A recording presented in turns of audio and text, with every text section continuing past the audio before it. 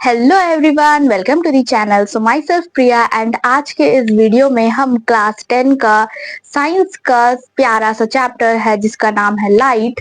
वो light chapter को आज हम विद इन 10 मिनट्स पूरा चैप्टर को रिवीजन करने वाले हैं। पूरे डिटेल में हमने पढ़ रखा है, बट आज के इस वीडियो में हम क्लास 10 के चैप्टर लाइट को अच्छे से रिवाइज करेंगे। तो चलो बिना टाइम वेस्ट किए आज के इस वीडियो को शुरू करते हैं। तो देखो, लाइट, पहले हम जानेंगे लाइट क्या होता है। ठीक है, a form of energy which gives a sensation of vision. ये एक ऑफ एनर्जी है और वो हम लोग को हेल्प करता है ऑब्जेक्ट्स को देखने में, जो भी हम लोग के सराउंडिंग में होता है। ठीक है, ऑब्जेक्ट उनको देखने में हेल्प करता है। अब इसमें भी हम इस चैप्टर में रिफ्लेक्शन और रिफ्रैक्शन के बारे में पढ़ेंगे। तो रिफ्लेक्शन रिफ्लेक्शन क्या होता है? बाउंसिंग बैक ऑफ लाइट रे। जब भी लाइट रे आता है और वो बाउंस बैक कर जाता है, स्मूथ सरफेस से टकराता है तब, तो उसको बोलते हैं रिफ्लेक्शन। अब रिफ्रैक्शन क्या होता है? रिफ्रैक्शन बेंडिंग ऑफ लाइट रे, मतलब रिफ्रैक्शन लाइट रे का बेंड होना। ठीक है, उसको हम लोग बोलते हैं रिफ्रैक्शन। कब बेंड होता है? जब वो वन मीडियम से दूसरे मीडियम ट्रेवल करता है तब वो बेंड होता है, तो उसको हम लोग बोलते हैं रिफ्रैक्शन। अब दोनों के लॉस होते हैं। ठीक है, दोनों का दो दो लॉ है। ठीक, तो पहला लॉ देखो, incident ray, refracted ray and normal all lie on the same plane. जो भी रे ऑफ लाइट होता है, incident ray, reflected ray and normal, वो तीनों लाई करता है सेम प्लेन में, सेम पॉइंट पे वो लाइट करता है। ठीक है, अब incident angle of incidence is equal to the angle of reflection. दोनों एंगल इक्वल होते हैं। अब इसमें भी हम पढ़ेंगे मिरर के बारे में, क्योंकि मिरर रिफ्लेक्शन शो करता है। ठीक है, अब यहाँ पर देखो इसके लॉस, इसमें भी क्या है? इंसिडेंट रे, रिफ्रैक्टेड रे, यहाँ पे रिफ्रैक्टेड है। ठीक है, यहाँ पे रिफ्लेक्टेड है, यहाँ पे रिफ्रैक्टेड है, तो दोनों में एक एक वर्ड का डिफरेंस है, तो तुम लोग ध्यान में रखना। अब यहाँ पर देखो, refracted ray and normal all lie on the same plane.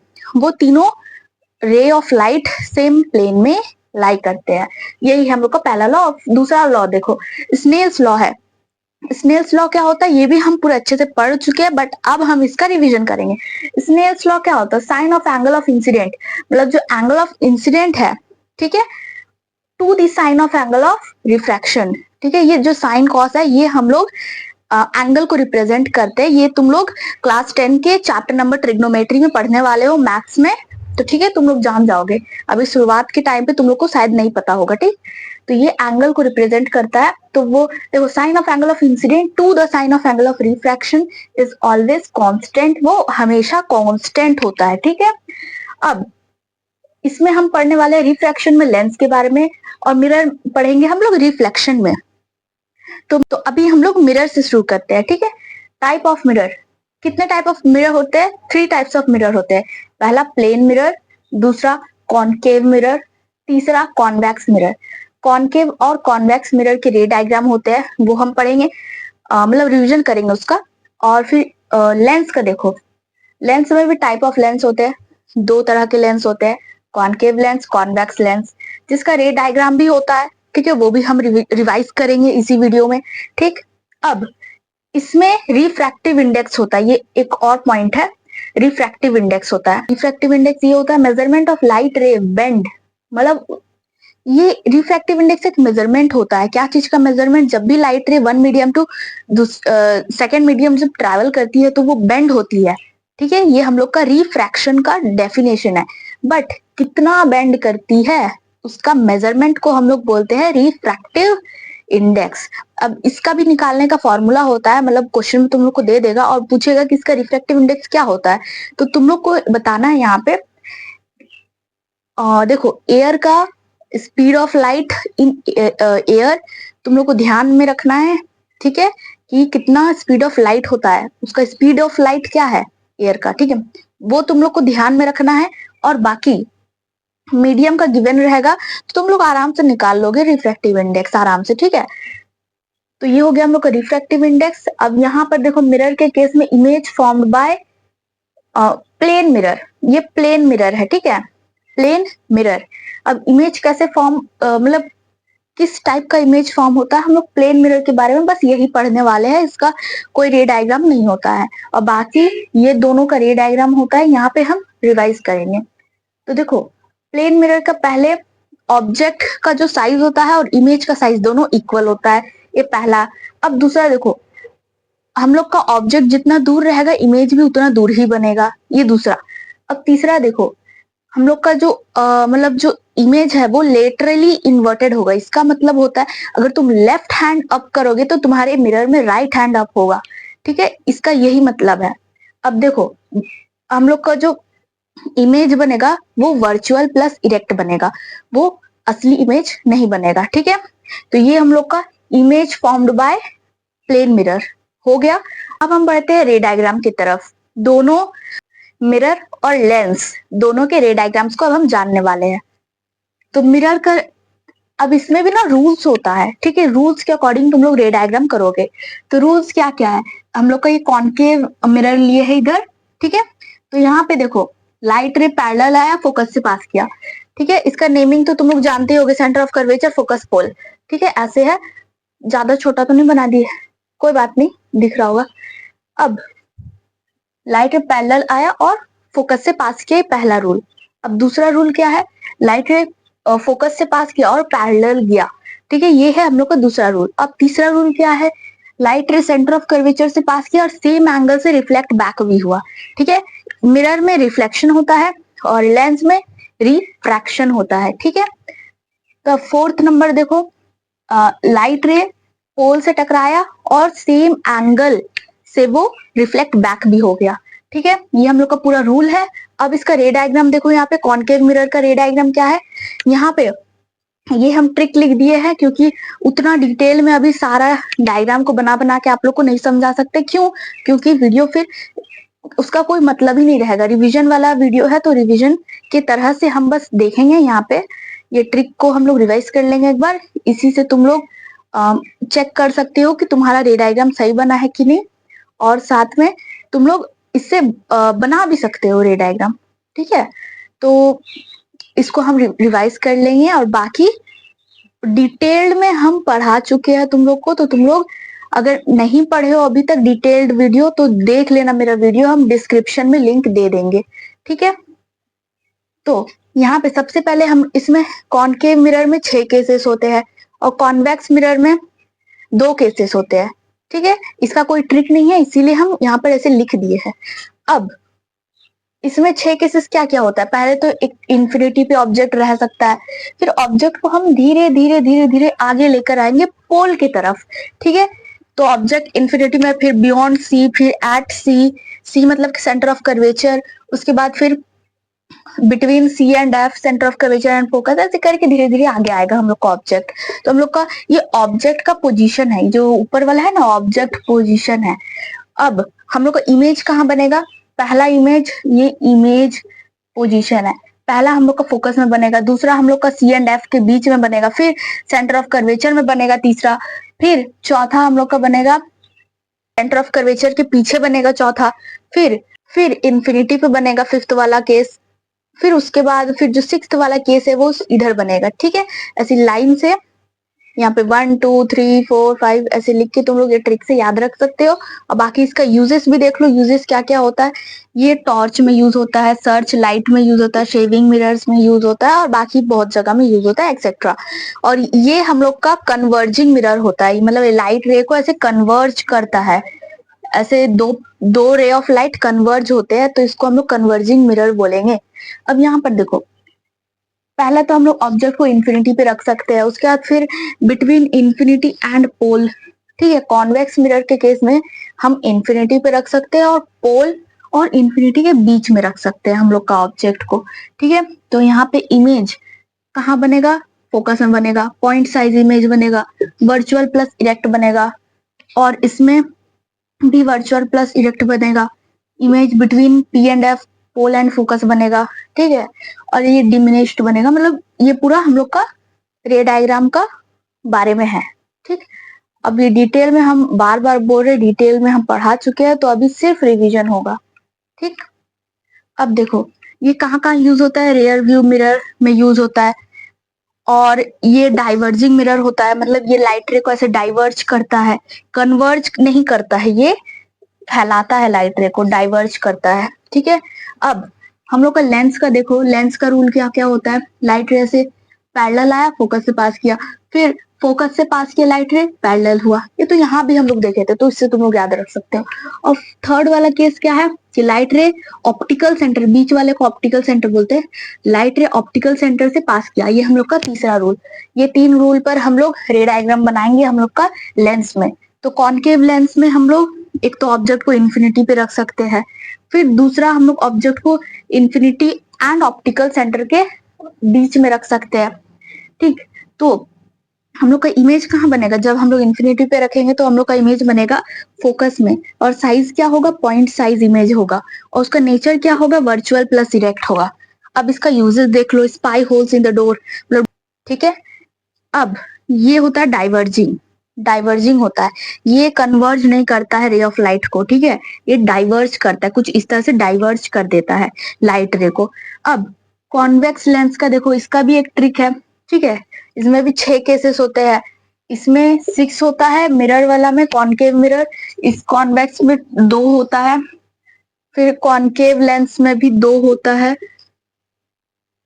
और जो कॉन्वेक्स होता है इसमें भी 6 केसेस होता है टोटल। ठीक है, तो अब between infinity and optical centre image कहाँ बनता है, इमेज बनता है फोकस और ऑप्टिकल सेंटर के बीच में, और साइज क्या होता है, डिमिनिश्ड होता है, छोटा होता है। ठीक है, नेचर नेचर क्या होता है, वर्चुअल प्लस इरेक्ट होता है। अब इसका यूजेस देखो, सॉरी इसका यूजेस नहीं, ये कॉन्वेक्स लेंस का यूजेस है, इसका यूजेस है। ठीक है, कॉन्वेक्स लेंस का यूजेस है, तो हम लोग सबसे पहले कॉन्वेक्स लेंस का रे डायग्राम को देखेंगे, उसके बाद उसका यूजेस देखेंगे।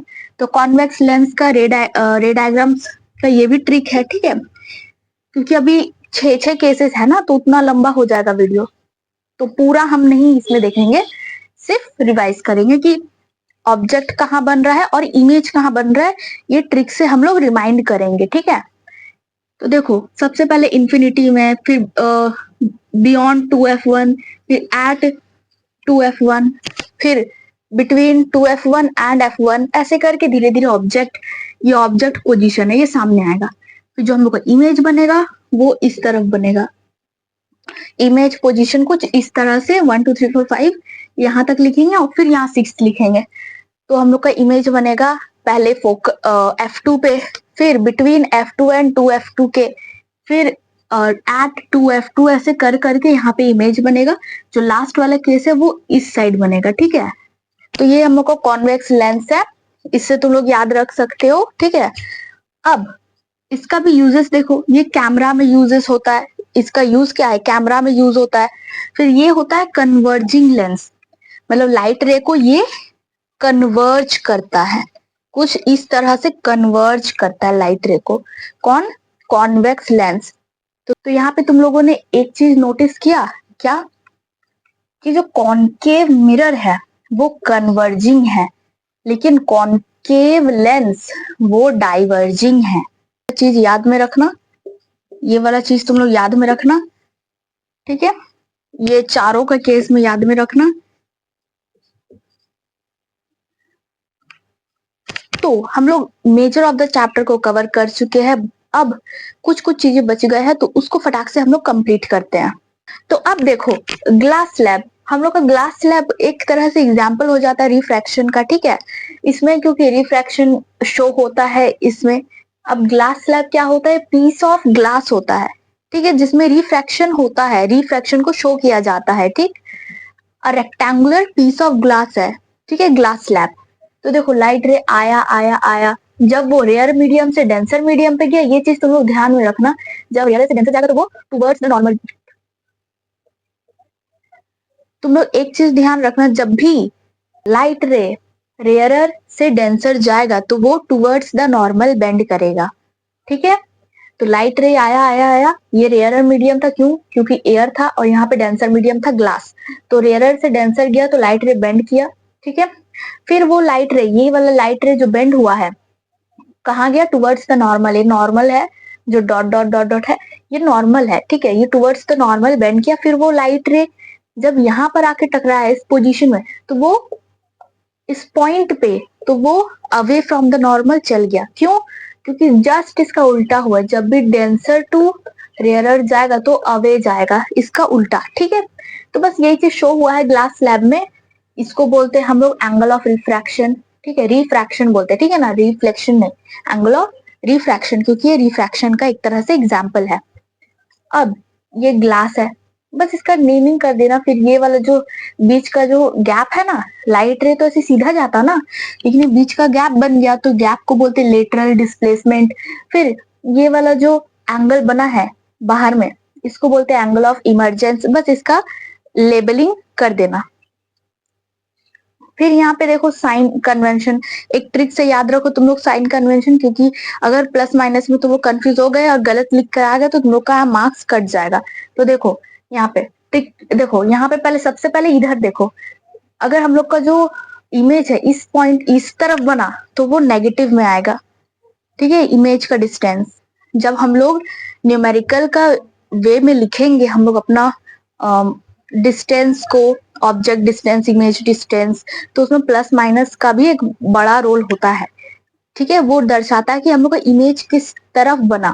ठीक, जब भी इमेज हम लोग का, जब भी इमेज इस तरफ बनेगा तो नेगेटिव, अगर इस साइड बना तो पॉजिटिव, ये हर केस में अप्लाई होता है।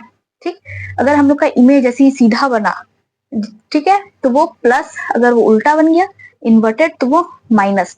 ठीक है, अब इसको याद कैसे रखना है, याद भी देखो, याद ऐसे रख सकते हैं, ये ग्राफ से, जो कि हम लोग बचपन से देखते आए हैं। ठीक है, ये ग्राफ से तुम लोग इजीली याद रख सकते हो। बस ग्राफ में क्या है कि एक लेवल में है, ठीक है, ऐसे करके है, लेकिन यहाँ पे क्या है कि ये कुछ आगे पीछे है। देखो यहाँ पे ये ये एक्स एक्सिस है ना, ये वाई एक्सिस है, तो तुम लोग इसको मान लो एक्स एक्सिस है और यहाँ मान लो वाई एक्सिस है। तो वाई एक्सिस का जो लाइन है, यहाँ देखो, फोकस करो यहाँ पे, ये प्लस है ना, तो यहाँ पर भी प्लस है। वाई एक्सिस का लाइन को देखो। ठीक है, नहीं भी तो तुम लोग इजी करने के लिए ये वाले चीज को इसी के नीचे बना सकते हो। ठीक है, इसी के नीचे बना सकते हो तुम लोग इजी करने के लिए। ये प्लस है, यहाँ भी प्लस है, वाई एक्सिस को याद रखना, ये माइनस है, यहाँ माइनस है।